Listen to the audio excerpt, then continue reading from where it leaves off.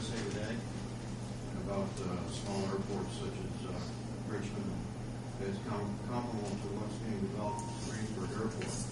And I want to mention one few articles, statements in the article, and has to do with local businesses. It's quite intriguing.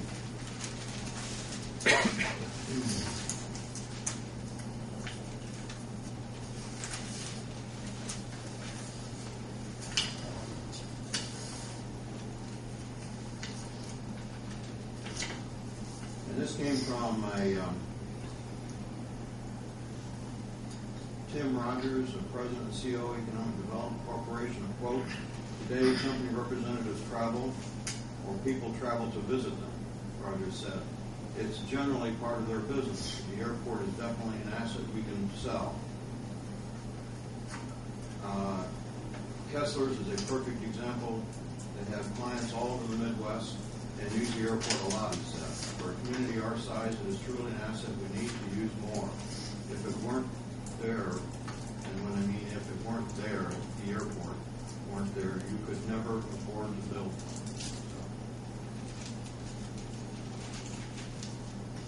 one." Statement from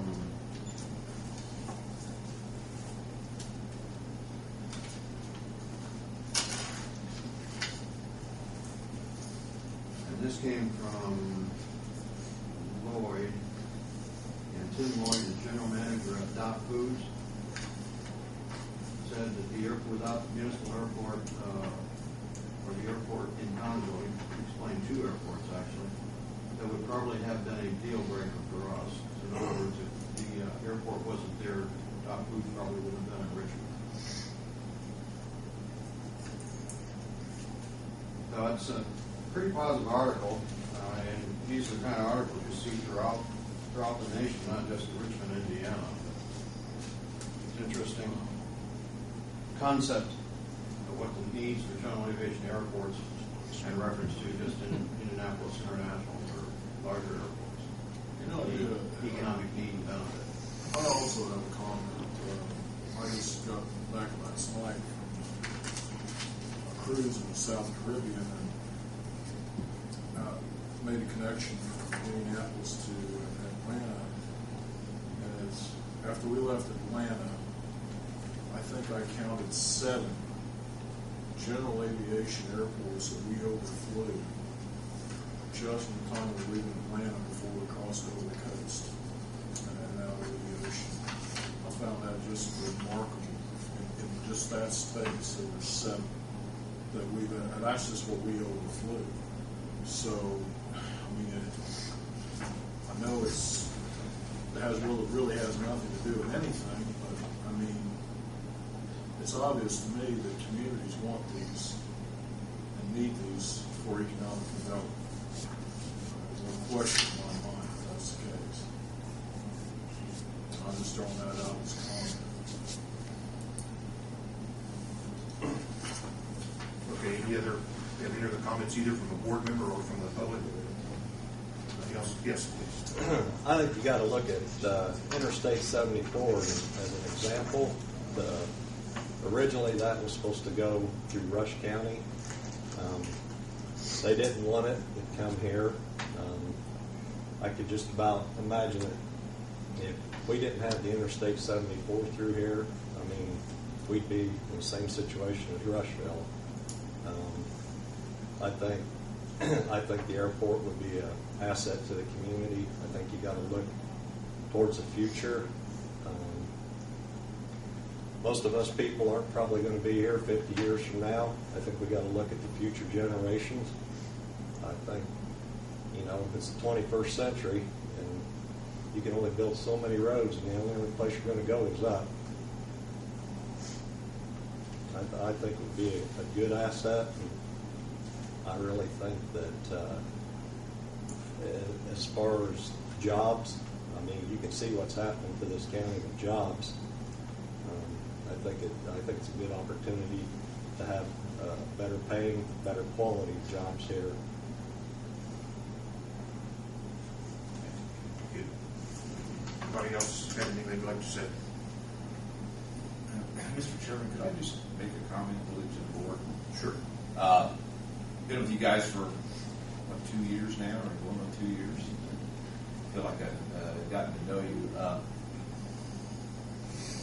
It struck me as I've tried to keep track of what's going on locally, how much criticism this board has taken.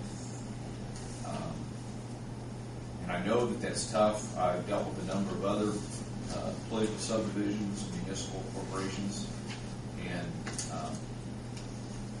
probably goes without saying, I'm probably what you already know. It kind of goes with the territory a little bit. I mean, anytime you propose progress, there's always going to be some controversy that's going to surround that.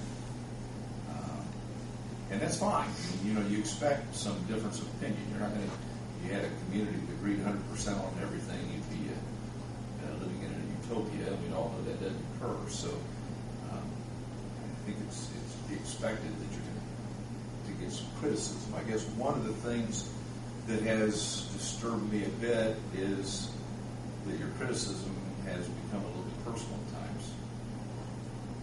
I've gotten to know your mayor fairly well through working with this community, and I can tell you that based upon what he says and based on my own observations, there's no doubt in my mind that this board is made up of individuals with the utmost integrity and a group of individuals that are trying to do something that they feel is positive for your community, both for the near future and for the long-term future. Following up on what the gentleman back here said about transportation, I'm not from here, but I was able to observe in my own community, Logansport, what happened over the years, and none of you probably know a whole lot about the history of Logansport. But we were, at one time, a thriving community.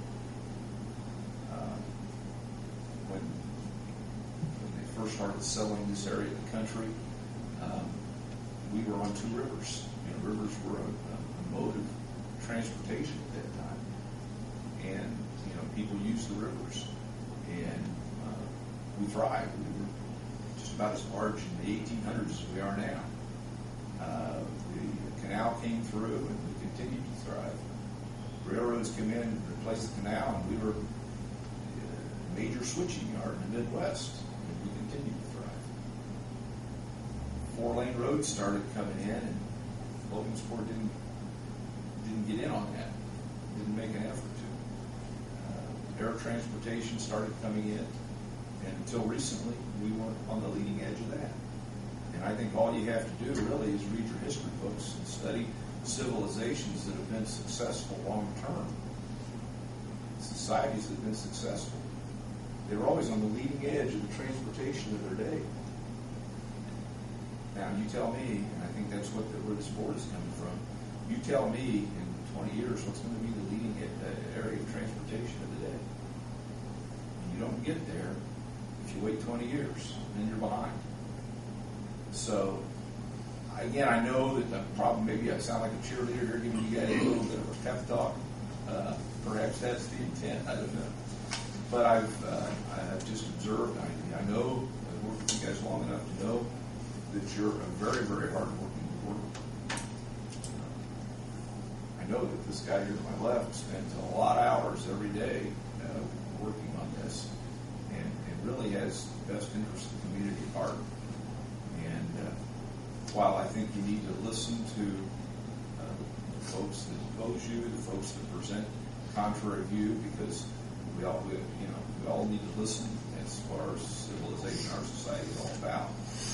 But at the same time, I would hope that none of your board members get beaten down by what I believe to be some unfair criticism of what it is you're trying to do. And I was done, but I just thought of one word that I heard recently attributed to this board, and that is greed. And I'm just absolutely astounded how the word greed could be associated with a group of public servants who receive no pay for what they're doing. And if anybody's talking